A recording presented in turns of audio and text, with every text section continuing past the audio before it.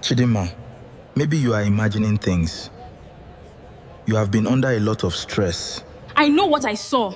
I want to move out.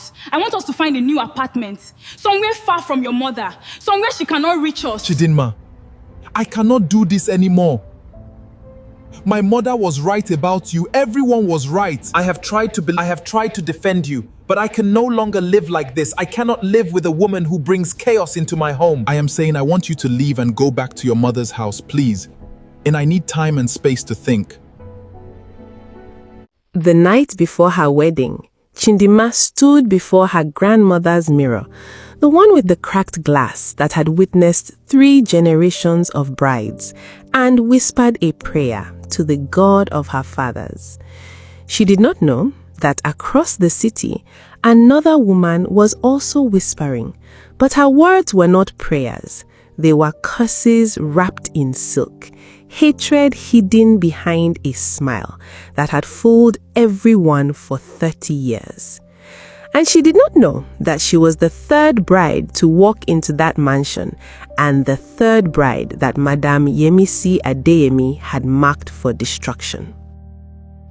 In the heart of Lagos, where the ocean meets the sky and the noise of a million lives rises like incense to the heavens, there lived a young woman named Chindima Okafo.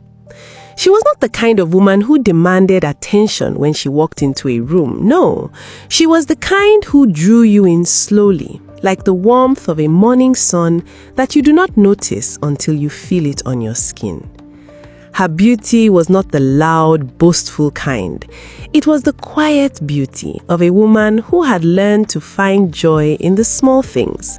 The way the rain sounded on a corrugated iron roof, the smell of fresh pepper soup cooking at dawn, the laughter of children playing football in the dusty streets of Surulere where she grew up. Chindima was a woman of substance, one who had taken care of her aging parents since she was 18, who had put her younger siblings through university with the money she earned from selling second-hand clothes at the Balogun market.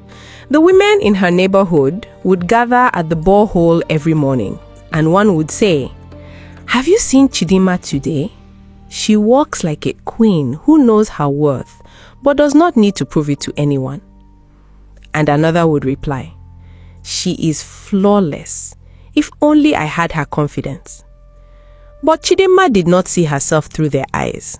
To her, she was simply a woman trying to survive, trying to love, trying to find her place in a world that often felt too big for a girl from the village who had come to the city with nothing but her mother's prayers and her father's blessing.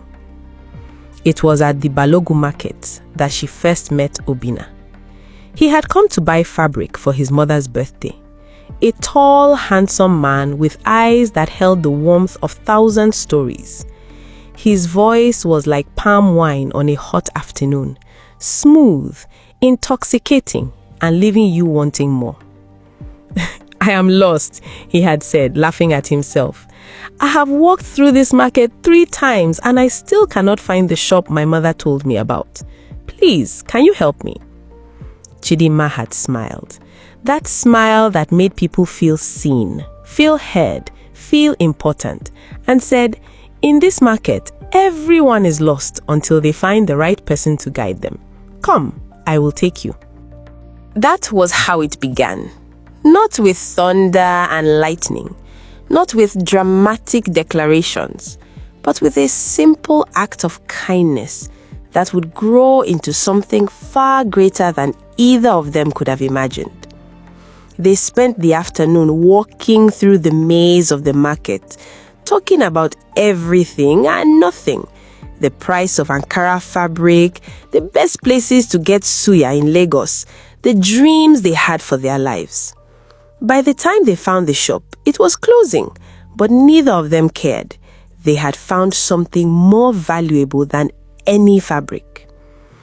They became inseparable after that.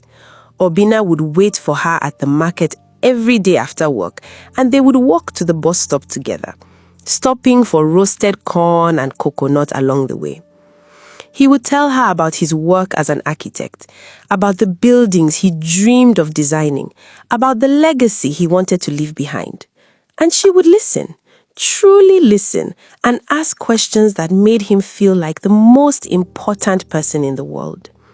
"You are the easiest person to talk to," he told her one evening, as they watched the sun set over the third mainland bridge. "With you, I feel like I can breathe." She laughed. That laugh that came from her belly and made everyone around her smile. "You are the easiest person to love," she replied. "With you, I feel like I can dream." Obinna introduced her to his family 3 months into their courtship. The Adeyemis were one of the most respected families in their community. They were both Igbo and Yoruba, but mostly Yoruba. Old money, deep connections, a long lineage of successful businessmen and powerful politicians. His mother, Madam Yemisi Adeyemi, was a formidable woman, the kind who could silence a room with a single glance, whose opinions were law, and whose approval was the golden ticket to everything. The first meeting was everything Chidima had hoped for. Madam Yemisi had been warm, welcoming, almost motherly. She had held Chidima's hands and looked into her eyes and said, "My son has told me so much about you. I can see why he is so taken. You have good bones, strong bones. You will bear him healthy children." The family had gathered in their sprawling mansion in Ikoyi, and the celebration had been elaborate. Enough food to feed a small village, enough drinks to drown a nation. The aunties had come from all over, bearing gifts and blessings. The cousins had surrounded Chidima, asking about her family, her work, her dreams. Everyone seemed genuinely happy, genuinely supportive. But Chidima did not know that as she smiled and thanked the family for their warmth, a seed of jealousy had already been planted in the heart of the mother-in-law. Madam Yemisi watched her son gaze at Chidima with eyes full of love, and something dark stirred within her. She saw the way he touched her hand, the way he laughed at her jokes, the way he looked at her like she was the only woman in the world. And in that moment, she decided this woman would never in this life have her son. She had done this before, twice before, and she would do it again. The wedding was a grand affair, the kind that people talked about for years. Chidima wore a white beaded gown that took 3 months to make, and her gele was so high she could barely see over it. The church was filled with roses and lilies, and the choir sang so beautifully that people wept. Obinna had looked at her as she walked down the aisle, and she had seen the tears in his eyes, the love in his heart. The pastor had said, "What God has joined together, let no man put asunder." And everyone had shouted, "Amen!" The mother-in-law had smiled her practiced smile, but her eyes were cold as ice. For the first 3 months of the marriage, everything was perfect. Chidima and Obinna lived in a beautiful apartment in Victoria Island, with floor-to-ceiling windows that overlooked the lagoon. She woke up every morning to make him breakfast, fried plantain, eggs, and the special pepper sauce her mother had taught her. He would kiss her forehead and say, "My wife, you have spoiled me for any other woman." She would laugh and say, "That was the plan, my husband." They were happy, genuinely, deeply happy. And that was the problem. Madam Yemisi visited every weekend, always bearing gifts, always smiling, always asking about their lives. But Chidima began to notice the small things. The way the mother-in-law would call Obinna multiple times during the day, asking where he was, what he was doing, why he hadn't called her. The way she would interrupt their private moments, always needing something, always demanding attention. When I was a young wife, she would say, sitting on the expensive sofa and looking around their apartment with eyes that missed nothing, I made sure my husband never left the house without his lunch. I took care of his every need. That is how you keep a man, Chidima. You must never let him want for anything. Chidima would nod and smile, even when the words felt like needles in her skin. She would prepare extra food, clean the house until it sparkled, and make sure Obinna wanted for nothing. But it was never enough. The first sign of real trouble came on a Tuesday. Chidima had just finished her work at the market when she received a call from Obinna's elder sister, Amara. "Chidima, please come to the house. There is a problem." When she arrived at the family mansion, she found the living room filled with relatives. They were all looking at her with expressions she could not read. Some pity, some curiosity, some barely concealed hostility. Madame Yemisi sat in the center of it all, her face a mask of sorrow. Beside her was a man wearing a white tunic, a Bible in his hand, a pastor. "My daughter," the mother-in-law said, her voice trembling with practiced emotion. "I did not want to believe it. I told them all, this is not true. My son would not marry a woman with such darkness in her soul. But the Lord has revealed the truth to me." Chidima felt the ground shift beneath her feet. "Mommy, what are you talking about?" The pastor stood up and began to speak in tongues, his eyes rolling back in his head. The pastor said, "The Spirit has revealed to me that this woman carries a demon. It is the spirit of barrenness. It is the spirit of jealousy. It is the spirit of failure." "I do not have a demon," Chidima had said. "How can that be? I serve the God of my fathers. I pray every day. She does not know," the pastor had interrupted. "The demon is hidden. It was passed down from her mother's mother. It has been sleeping, waiting for the right moment to destroy this family." Madame Yemisi had stood up and walked to her, touching her face with cold hands. "My daughter, I am sorry. I loved you. I welcomed you into this family. But the Lord has shown me the truth. You must leave my son before you destroy him." Chidima had looked around the room, searching for someone, anyone who would speak up for her. But the relatives looked away. No one said a word. The spiritual problems came more frequently after that. Every week, a new prophet would emerge, bringing new revelations. One would say that Chidinma had been given a curse by a jealous rival.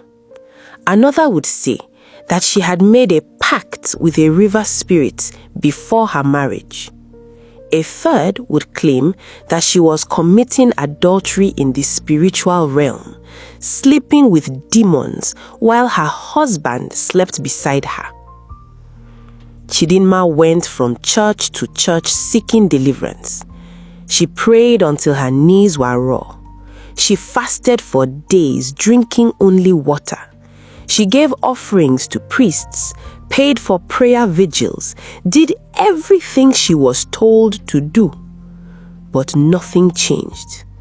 The prophecies continued, the accusations mounted. "We have done everything we can," her pastor had said one evening, shaking his head with something like pity. "But perhaps this is your cross to bear. Perhaps God has a different plan for your life." At the same time, Madam Yemisi was working her magic on the family. She would call the aunts and say, "Do you know that woman has been stealing from my son?" She would call the uncles and say, "She does not respect our traditions. She brings shame to our family." She would call Obina's friends and say, "She will destroy his career. You must help me save him." The first time Obina brought up the accusations, Chidima felt her world splinter. "My mother loves you," he said, but he could not look her in the eye. "She does not mean to hurt you. She is just trying to protect me." "Protect you from what?" Chidima had asked, her voice breaking. "Protect you from the woman who loves you more than anything in this world." "I do not know," he had said, running his hands through his hair in frustration. "I am just confused. The prophecies, the accusations, the way people are looking at me, I do not know what to believe anymore." "You can believe me," she had said, taking his hands. "I have never lied to you. I will never lie to you. I love you, Obina. That is the only truth that matters." He had held her then, and she had felt the weight of his uncertainty.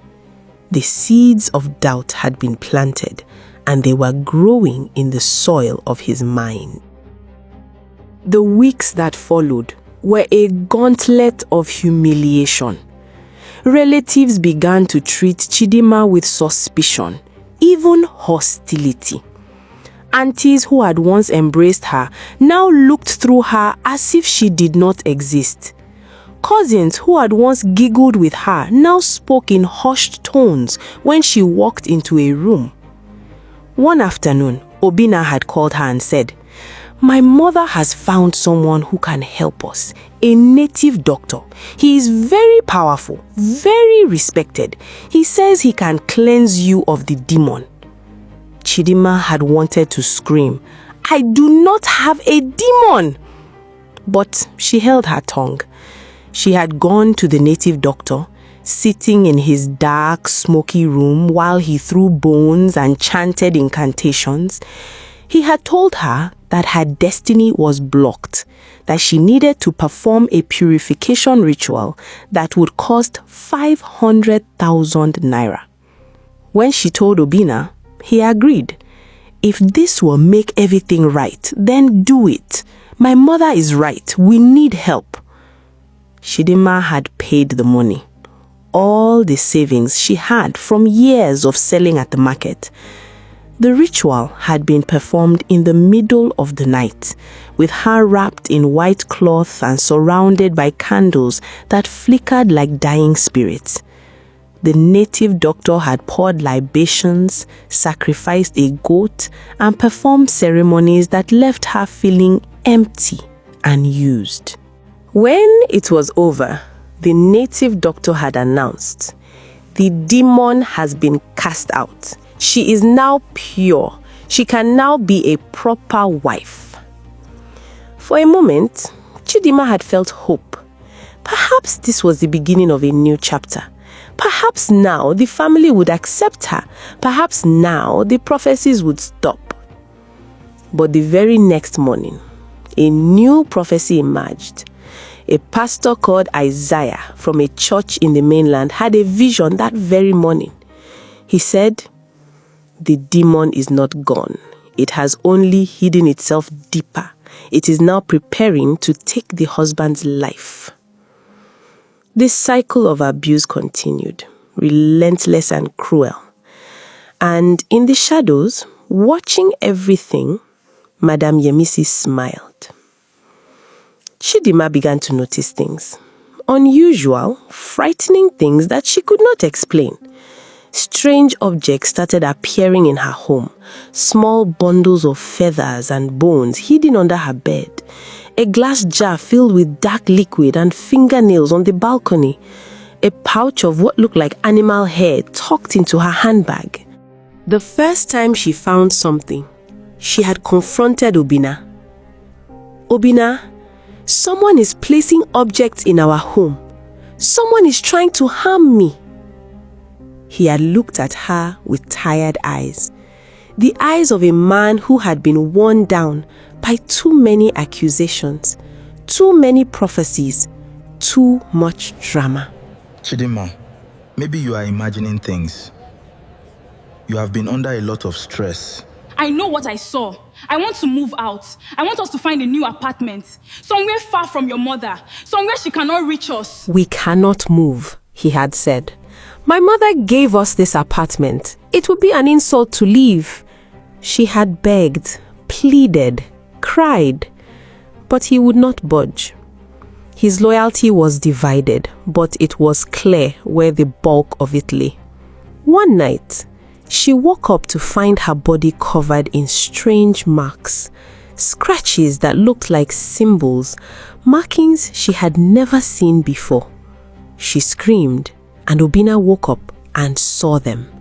His face went pale. "What is this?" he asked. "What have you done?" "I did not do anything," she had cried. "Someone is doing this to me." He had looked at her with something she had never seen in his eyes before. Fear. He was afraid of her. Pills. He was beginning to believe the prophecies. He was beginning to think that the woman he married was not who she seemed to be. And then came the attack that changed everything. One evening, Chidima returned home to find the apartment door slightly ajar. Her heart pounded as she pushed it open. The living room was in chaos. Drawers pulled out, cushions slashed, her wedding photo lay on the ground, the glass shattered. Someone had broken in. Someone had ransacked her home. She called Obinna, her voice shaking. "Please, Obinna, someone has broken into our home. They have destroyed everything." When he arrived, he looked around the destruction with tired, suspicious eyes. He said, "Maybe you did this yourself. Maybe you are trying to get attention. Maybe you want people to feel sorry for you." Chidima felt her heart shatter. She realized then he would never believe her. His mother had already won. The days following the break-in were the loneliest of Chidima's life. The apartment that had once felt like a sanctuary now felt like a prison. Obinna barely spoke to her. When he did, his words were cold, distant, filled with suspicion. One evening, he came home late. He did not look at her. He simply stood in the doorway and said, "Chidima, I cannot do this anymore. My mother was right about you. Everyone was right. I have tried to believe you. I have tried to defend you, but I cannot live like this. I cannot live with a woman who brings chaos into my home." Chidima had felt the ground fall away beneath her. "What are you saying, Obinna?" He had finally looked at her, but his eyes held no love, only exhaustion and resentment. "I am saying I want you to leave. I want you to go back to your mother's house. I need space and time to think. I cannot live with you anymore, not like this."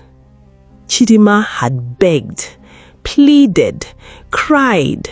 She had fallen to her knees and held his legs. "Please, Obinna, please do not send me away. I have nowhere else to go. I love you. I have always loved you." He had pulled away from her, his face hard. "Love is not enough, Chidima. Trust is not enough. Look at what has happened to my family. Look at what people are saying. I cannot keep defending you.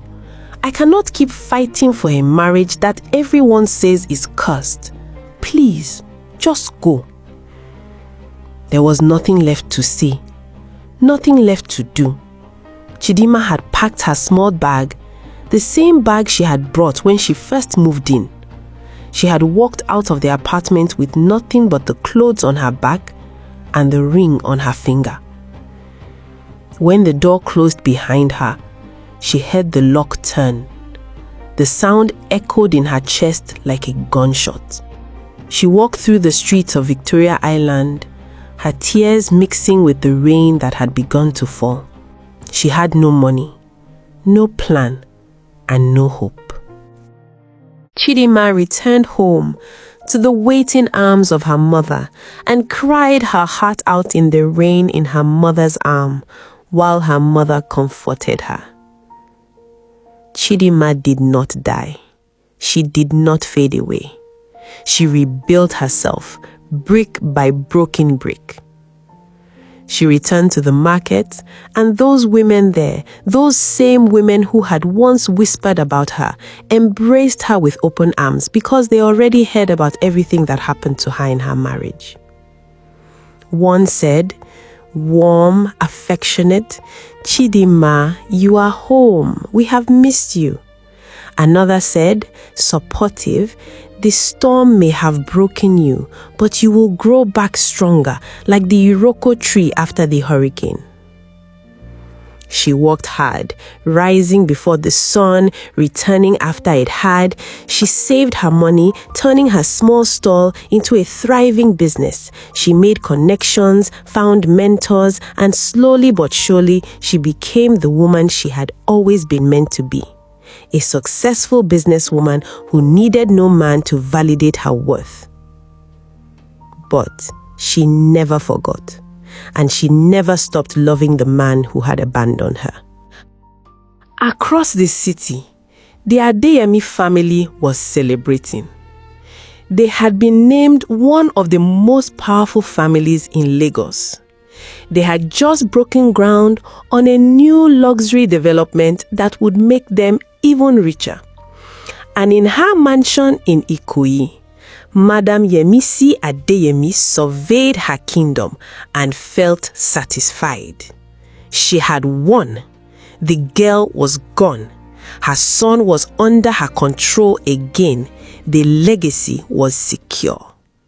But every story has its secrets, and this one was about to surface. The truth began to emerge in small, unexpected ways. It started when a young woman came to the mansion seeking help. She was desperate, crying, and she begged to speak with Obinna.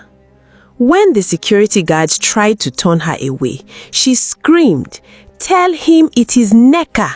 Tell him I am the one he almost married before his mother destroyed everything." The name echoed through the compound like a ghost. Some of the older servants whispered among themselves. They remembered Neka. They remembered the scandal, the accusations, the broken engagement. They remembered how Madame Yemisi had wept and prayed and claimed that Neka was a witch who would destroy their family. And they remembered how Neka had disappeared from their lives, broken and humiliated. Amara, Obinna's sister, heard the commotion and came outside.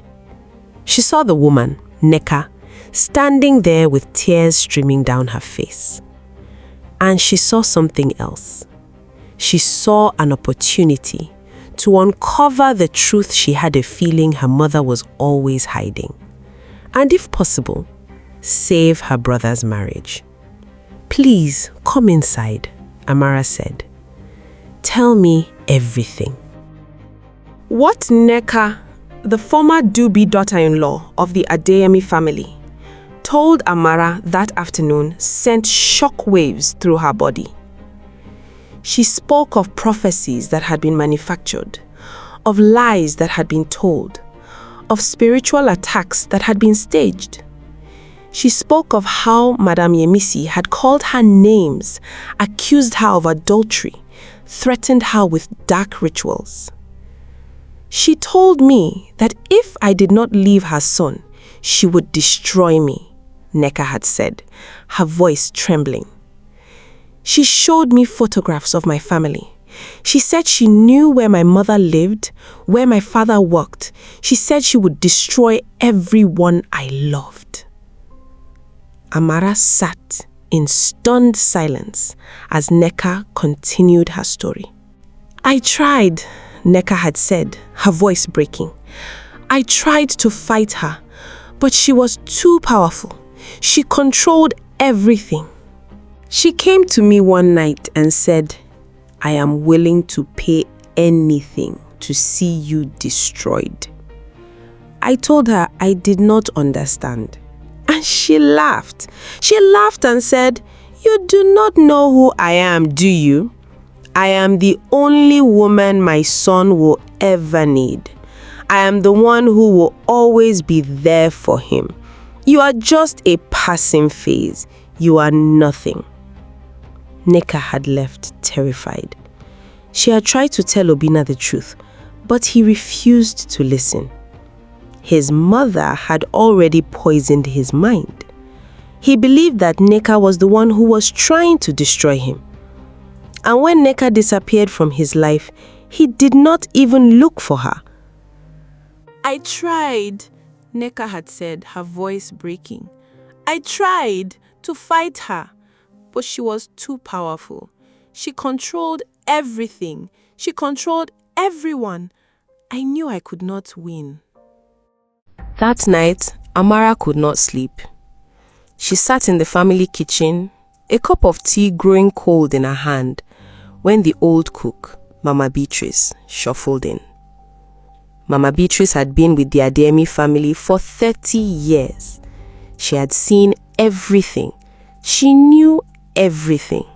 Mama Beatrice looked at Amara with tired, knowing eyes and said, you want to know the truth about your mother, don't you? I have seen what she has done. I have kept quiet because I was afraid, but I cannot keep quiet anymore. Mama Beatrice sat down heavily, her hands trembling. She said, I saw her with the native doctors. I saw her with the pastors. She paid them to destroy those girls. She paid them to call them witches, to say they had demons. And I know where she keeps the things she used. Mama Beatrice had led Amara to the back of the compound, to an old storage room that had been locked for years. Inside, they had found boxes filled with photographs of Nneka and Ifeoma, letters from native doctors, and a small pouch of strange objects. Amara looked up at the old woman. What do you know, Mama Beatrice? Amara's hands trembled as she opened the box and said, so, she has been doing this for years? Mama Beatrice nodded in agreement and said, she will destroy anyone who comes near her son. She has done it before. She will do it again. Amara sat back, her mind racing. She had always suspected something was wrong, but she had never imagined the truth would be this dark. Amara went to her mother's room late that night. She did not knock. She simply opened the door and stood there, holding the box of evidence. Madam Yemisi looked up, startled. Amara, what is this? Why are you? Amara placed the box on the bed. She opened it. Photographs of Nneka. Letters from native doctors. Strange ritual objects. All of it. I know what you did, Mother, Amara said, her voice cold and steady. I know about Ifeoma, I know about Nneka, I know about Chidinma, I know you paid pastors, I know you paid native doctors, I know you destroyed those women. Madam Yemisi's face went pale. Her mouth opened, but no words came out. Why? Amara asked. Why would you do this? To your own son? To innocent women? Madam Yemisi finally spoke, her voice trembling. They would have taken him from me. All of them. I could not let that happen. So you destroyed them instead? Amara's voice broke. You broke them. You humiliated them. You drove them away, and you would have done it again. You would have destroyed Chidima completely. I had no choice, Madam Yamisi whispered. You had a choice, Amara said. You chose evil, and now everyone is going to know. She turned to leave. Madam Yamisi called after her. Please, Amara, do not do this. We can fix this. We can. Amara stopped at the door. She did not turn around. She said, there is no fixing this, mother. The truth is coming out, whether you like it or not. Amara had confronted her mother. She had looked into the eyes of the woman who had destroyed 3 innocent women and demanded the truth. And she had found it, not in the form of a confession, but in the silence and fear on her mother's face. The evidence was in her hands, the witnesses were waiting, and somewhere in Lagos, Nneka was hiding, too afraid to face the family that had broken her. But Amara would find her. She would bring her home, and together they would stand before the Adevi family and expose the truth that had been buried for far too long. The family gathering was coming, and nothing would ever be the same.